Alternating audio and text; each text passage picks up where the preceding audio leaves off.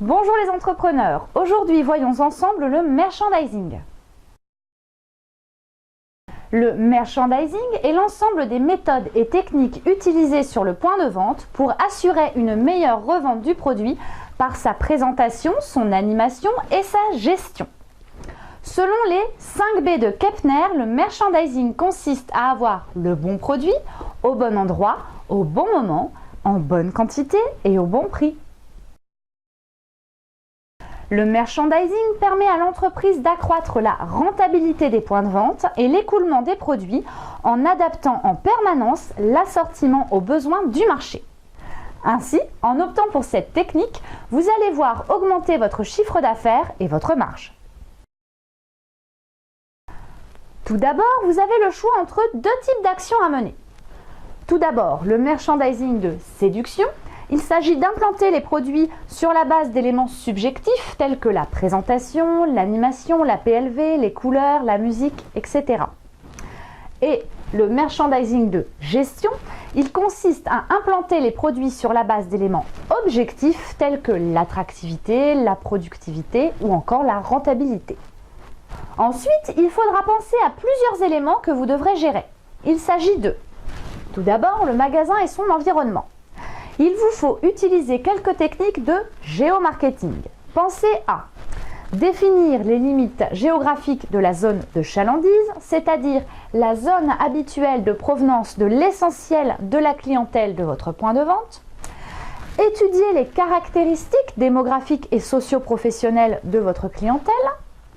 Évaluer la zone d'influence de vos concurrents et vos perspectives de développement. Et enfin, établir un chiffre d'affaires prévisionnel pour pouvoir le comparer avec les réalisations. L'assortiment, c'est l'ensemble des produits offerts par un point de vente. L'assortiment peut être caractérisé par sa largeur. C'est le nombre de lignes de produits mis en vente. Par exemple, pour les boissons rafraîchissantes sans alcool, on trouve les colas sans caféine, les colas light, etc. Sa profondeur, c'est le nombre d'articles dans chaque ligne de produit. On trouve différents articles pour les colas par exemple. La marque Coca-Cola, les marques de distributeurs comme Marque Repère ou la marque Auchan, etc., etc. Et enfin sa cohérence, il s'agit de l'homogénéité des différentes gammes de produits suivant leur utilisation. Par exemple, les packs, les boîtes, les bouteilles, etc. L'agencement de la surface de vente.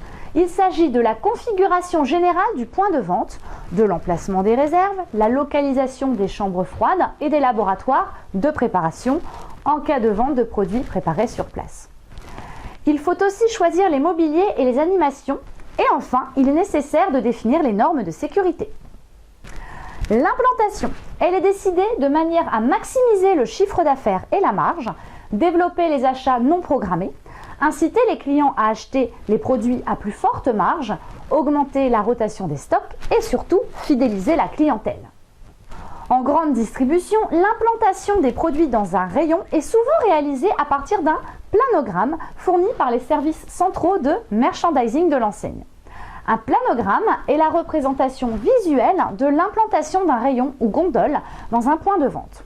Il correspond généralement à un rayon ou linéaire vu de face, mais peut également être visible en 3D sur support informatique.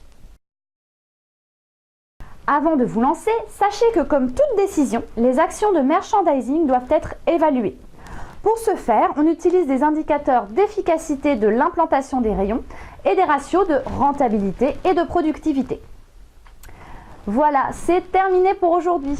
N'oubliez pas, comme d'habitude, ce tuto est une vidéo qui a pour but de vous initier à la démarche marketing et par conséquent n'est pas complet.